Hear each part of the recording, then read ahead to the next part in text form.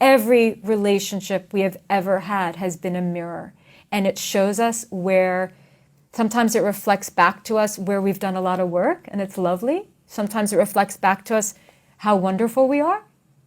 And oftentimes in our past, if it hasn't worked out, it's going to reflect where our self-worth is, where our immaturity is, where our trauma is.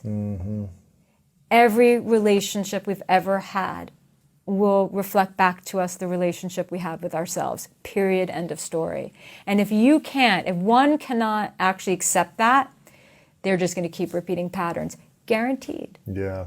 Guaranteed. If your picker is off and busted because... Man, mine was off for years. Yeah, because, whatever, you're addicted to the chaos, or daddy did this, or mommy did this. It's familiar. Of course, it's familiar, and this is very real. I don't mean to say it cavalierly. I mean, it's real. But then you have to recondition yourself to understand what a healthy person is, and go for that and become healthy yourself. Because most toxic relationships, of course, there are abusive relationships where there is actually a very clear victim and a very clear perpetrator. But most of the time, what people refer to as toxic, which is just an overused term in the current zeitgeist, but when people refer to toxic, it's two people with consistent, because we get unregulated once in a while, that's called being human, with consistent unregulated emotional states, blaming each other for each other's pain, and not taking responsibility. You did this to me. You made me feel this way. What you did hurt me. And they're constantly unregulated. That's toxicity. Now, I was, when in my 20s, in a horrendous relationship.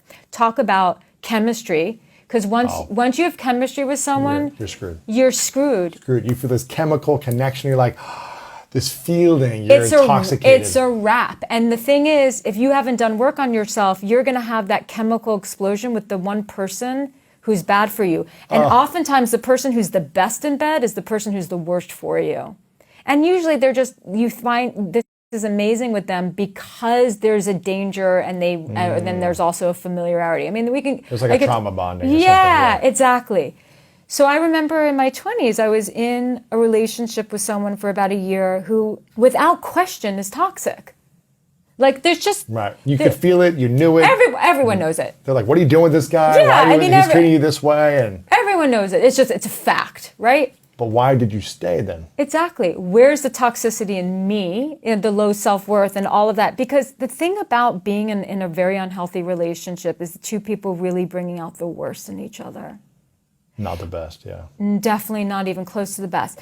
To the point where that when that relationship ends, part of getting over that relationship is trying to overcome the shame that you feel for even going there. Yeah, I was there. How long of a life did I have with this person, the time and the energy, and how could I do this? And what was I thinking? The shame, the guilt, right? Yeah, and also just some of the things that you did. That's like, how did I do that? How did I react this way? Yeah, like that boundary that I do, or like that thing that I said. Right. Yeah.